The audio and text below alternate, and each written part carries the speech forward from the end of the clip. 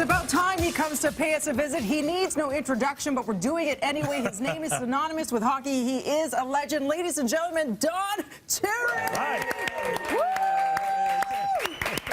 Everybody is so excited. You understand, they're not like this early. Is that right, eh? It's all for you. Well, I'm glad to hear it. I deserve it, believe me. You do. You should tell about that lovely Marilyn lady. Smith. With She Marilyn? loves you. She dedicated her first book to you, and she said you were the only person to ever write her back a personalized thank you card, and that was 20 years ago. She's always loved the game and loved your take on it. And tell him, Mayor, express your love. Well, no, I did, because I've been such a huge fan, and you're the only person who ever responded back. I gave you, you sent me a postcard of you in blue. Hi, Marilyn, thank you so much for your cookbook, and I've kept it. But I didn't know you were on it until this morning, or I would have brought it. You could have signed it again. Well, there so you could go. you How sign lucky my you are. shirt or something? Maybe, She's great, eh? maybe you can go over for dinner. Yeah, we go over. Well, here's the thing. Oh, my God. In everything I've read about you that you haven't written about yourself, including the incredible Bobby Orr, who is here, they all say you are so caring, you are so sensitive. And I know you don't like getting that out there, but that is contained in this book. And a shout out to Luba, your beautiful wife who watches the show. And she thinks you're the most beautiful on TV. She said that. She meant Kevin Frankish. Yeah. But this is your latest book. It's called Straight Up and Personal, The World According to Grapes. I love this because you write these mini essays about different times in your life, personal ones, professional ones. And there was really touching things about your trip to Afghanistan. You talk about your family. Tell us about when you find that time to write, because I know you're an avid reader and you love to write. I'm not a bad writer. I have fun at it. And the reason Doubleday and I did the third, and a lot of people ask, is because I have fun doing it. It's they didn't put a gun to my head. They never changed anything.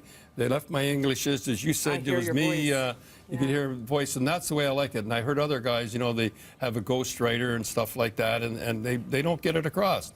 In fact, my very first book I wrote a long time ago, I didn't like it at all because the guy who kept changing I sounded like a college professor. So I do it, and I have a lot of fun. Yeah. I want to get your take last night on the Leafs game. Not so much the game itself, but what happened after the game, where the Leafs usually go to center ice. They salute the fans. Yeah. Everyone feels they snubbed the fans last night. Yeah. What's your opinion on that? Well, that's a college thing, and you can see it here now. That was. I hope they know what they're doing, and I know how they feel. The last couple of days have been pretty tough. They've been ripped in their "Let's Go Raptors" and all stuff like that. But I got to tell you, they've really set themselves up for the fans. If they have to win every game now at home, where the fans are really going to give it to them. Well, they asked for an optional skate yesterday, and the speculation is that in return they said, "Tell you what, Coach, we'll bring our A game if you let us have an optional skate." Well, I don't know about that one, but I mean, if you're going to bring your A game if you have an optional skate.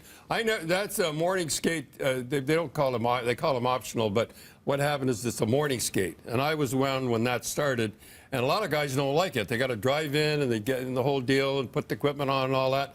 And he said, "Look, that's what I used to do it when I was with Boston. If you want to come in the morning. If not, but that started back in the '50s. Those stupid morning skates." This is what we love, is how candid you are. I want to get back into the book for a little bit. Let's talk about, you talk about the criticism you got starting out for Hockey Night in Canada, Coach's Corner a few years ago. And there was a man, and you remembered his first and last name, Trent. Was it Trent Frainer? Trent Frainer, and it was my very first bad write-up. And I'd never, you know, as a coach and player, I never really had a bad write-up before. And he just ripped me to shreds. And I didn't, and I really liked him. And I thought he was a great writer.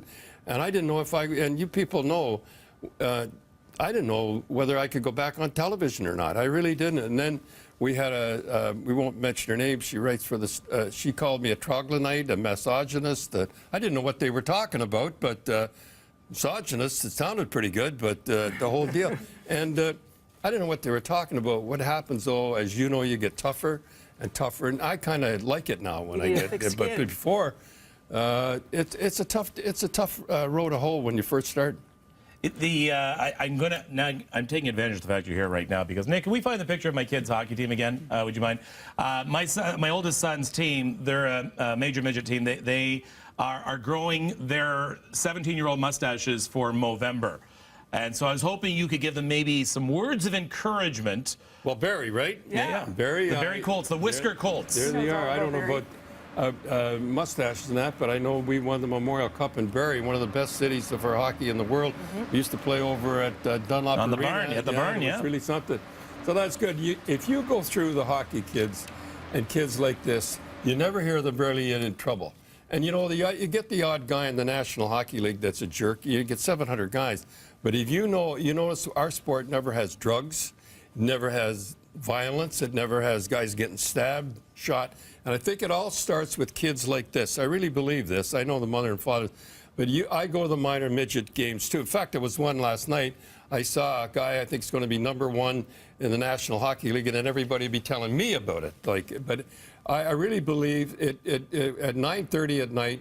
I see them walking out at night with their shirts and ties on, and that's the GTHL. I don't know about the rest You of do the that in country. Barrie as well, yeah. And here's the kids, 13 years old. Some of them, the Bantams. 9:30 at night, after a game, nobody sees them, and they got a shirt and tie on. It teaches them respect, and that's why I think hockey players are like they are. It starts when they're like those boys right there. Just like you do, and you actually call these costumes in the book. You say you'd rather be in your T-shirt and jeans, but this Right. sort of picked up. It's a thing now. We wore a Grape for You, Grapes, and you can pick this up. You actually also make a point to use no profanity, because you say, even though you know a lot of kids are probably using that on the ice, you want to set that example. That's so pick right. it up, Straight Up and Personal, The World According to Grapes. It's a beautiful read, lots of lessons for you on the ice and off the ice. You can also see Don next Thursday at the Walmart in Kingston, and Friday at Chapters Mississauga Square 1. That's Friday, December 5th. Go to breakfasttelevision.ca. You're already writing in as to how to get this book. That's how you get it. Too bad I wanted to dish on Ron. Well, you yeah. know, that diva. You That listen. diva. My wife was right. You are the most beautiful person on TV. It's true. It's And I true. asked you, how do you get this gorgeous skin? Well, what happens? You want me to say? Yeah. Cocoa butter. Cocoa butter. Look at that. Don Cherry says cocoa butter With the for his side skin. of cocoa butter, please. That's one tough guy. I want cherry We're skin. going to talk on fights, and we're talking about cocoa But butter. that's why they call you. That's why they call you Grapes and not Raisin. Oh, Thank you, getting better everybody. and better. Try the veal. Eat it, Ron. Thanks so I'm on much Hockey for Night in Canada with his coach. Thanks so much for coming in, Grapes. Thank you. It's been a Thank you. pleasure. Let's check on Three's a traffic. crowd, Ken. Three's a crowd. Here's Russ. Yeah, I'm getting that feeling.